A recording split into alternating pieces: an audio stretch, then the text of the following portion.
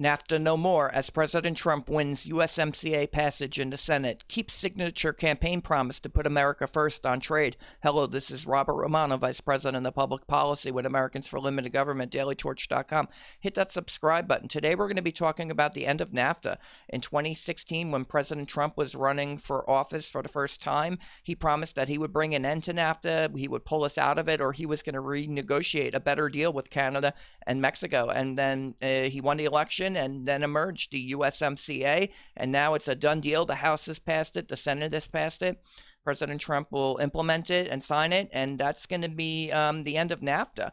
President Trump, he's used threatened tariffs against Mexico and Canada, I think, to bring them to the table. He threatened to pull out of NAFTA altogether if they didn't come to the table, and so he forced Mexico and Canada to the table, and he got a renegotiated deal. I think that is, on balance, better than what we had prior to it, and it passed overwhelmingly. There was a strong bipartisan push in both the House and the Senate to see this done, and I think that shows just how strong President Trump is on the trade issue in 2020 and how that's going to come into play in Rust Belt states like Ohio, Pennsylvania, Michigan, again in 2020. I think this puts Trump in very strong, solid standing with the conservative and union households in the Rust Belt that put Trump over the top. And that includes a lot of Democratic voters, I think, who maybe they supported Reagan a long time ago. They're supporting Trump now. And this just shows the strength of this trade issue that is reorienting American politics, maybe forever. Let's take a look at this.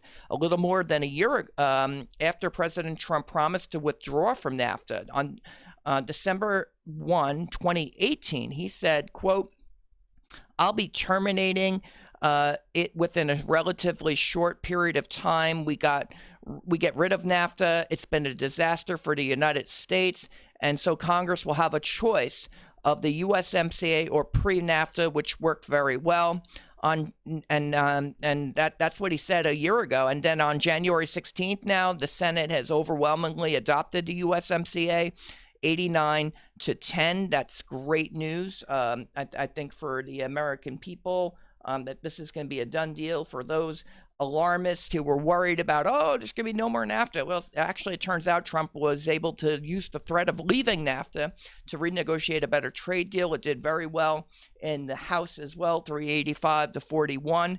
And that's just overwhelming passage right there. It shows that Trump actually had very little trouble getting this across the finish line, even as Nancy Pelosi had delayed it for a few months. Now, pending Canadian ratification of the USMCA, NAFTA is all but a memory. The Canadian ratification should come in the coming weeks out of Canada. But none of this is surprising, the success of USMCA. President Trump won the Republican nomination and then ultimately won the election in 2016 in the Rust Belt, particularly on the strength of his trade agenda. And he savaged Hillary Clinton as being pro-NAFTA. And it worked. He won Michigan, he won Pennsylvania unexpectedly, and he won the presidential election as a result. Now, key bellwethers in these votes in both the Senate and the House on the Democrat side, I think, really tell you the tale here. U.S. Representative Rosa DeLauro out of Connecticut, Senator Sherrod Brown out of Ohio, Senator Bob Casey out of Pennsylvania, all supported passage of the USMCA. These are union-heavy districts, and I think our representatives and senators who speak to those issues in Congress on the Democratic side and have been doing so for a year, they supported the Trump agenda on trade by passing the USMCA. Both Democratic Michigan senators, Debbie Stabenow and Gary Peters, they voted for it. I mean, there you go right there. The Michigan Democrats are running scared from Trump on trade. They need to appear to be in lockstep with him, and that's what they did here. They voted with Trump on trade and ending NAFTA and bringing on the USMCA. Now, Bernie Sanders, he's also kind of a tough on trade Democrat running for president. He stands out as an exception because he voted no, but maybe it's out of pride. He just needs to oppose Trump on everything in the Democratic primary. That's what his supporters want him to do. But on the other hand, Senator Elizabeth Warren out of Massachusetts, she supported the USMCA vote there. And so I think that shows that even prominent candidates like Elizabeth Warren, they see which way the tide is going.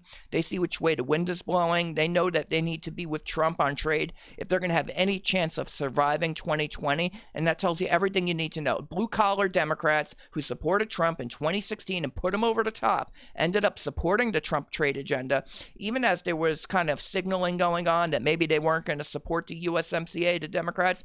In the end, they ended up voting for it because their people support Trump on trade, particularly those union households. And it made the fact that those union households supported Trump in the first place made USMCA passage probably a political certainty, even as Democrats in Congress were itching to remove Trump from office and to have him impeached. For those Democrats, there was a greater political risk in opposing Trump on trade than anything else. And so to get the trade agreement done, Trump effectively threatened tariffs on Mexico and Canada to bring all parties to the table, hammered out an agreement, and got it safely across the finish line.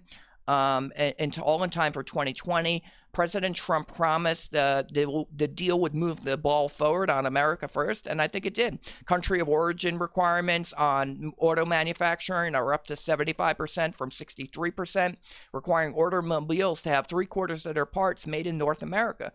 Mexico recognizes the right to collective bargaining under the agreement. This was a huge concession.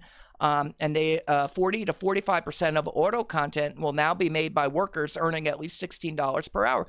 This removes a huge barrier to producing manufactured auto parts in the United States by raising wages in Mexico, and Mexico's agreeing to do it. That's a huge concession. Good for them. Good for Trump, and good for the United States. We're going to have more equitable kind of economic conditions that I think are going to allow for more production to occur in the United States. And yeah, Mexico doesn't pay their workers a lot.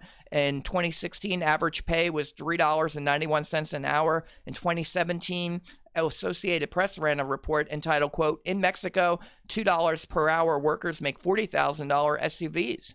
On agriculture, Canada is allowing greater access to U.S. dairy products. On currency, and I think this is a key provision here, it kind of sets a gold standard for currency provisions in trade agreements, which also just occurred in the U.S.-China agreement trade deal.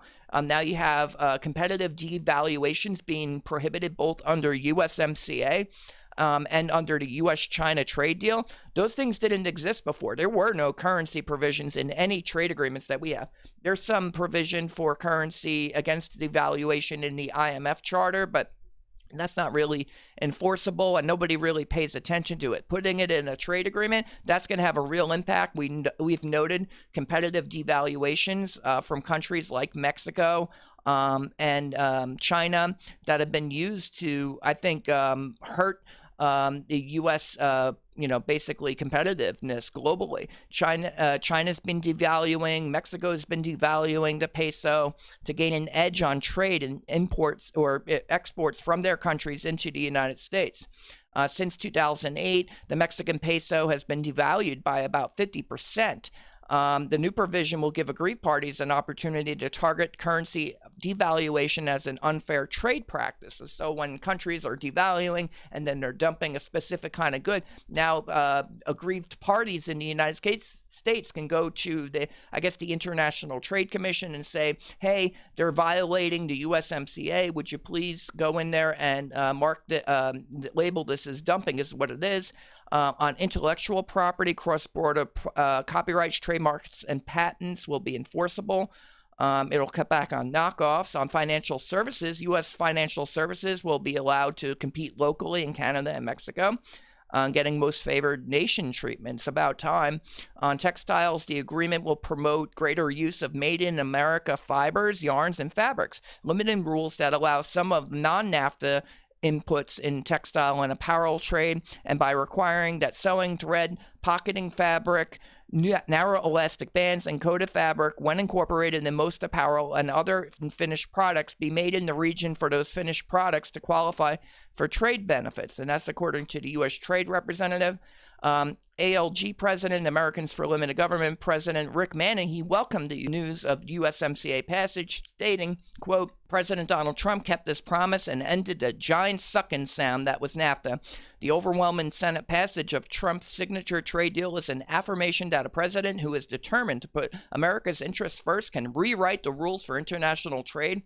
And as for all the so-called experts, the same ones who predicted Trump couldn't win in 2016 and said that such agreements with Mexico, Canada, China, Japan, South Korea were impossible to negotiate because Trump was threatening the use of tariffs, well, they were wrong. Instead, they said we'd have trade wars and recessions or depressions. Instead, Trump levied the tariffs. He threatened tariffs. On top of that, the trade and goods deficit with China was cut by 13% in 2019, and everyone came to the table. Trump got trade deals with Mexico, Canada, China, Japan, and South Korea over the past 2 years, and I think this is reshaping the pattern for globalization, stating that, you know what, you can't take advantage of America anymore just because you're cutting the price of goods overseas via currency and underpaying or using slave wages. The United States has protections in place. We can use tariffs.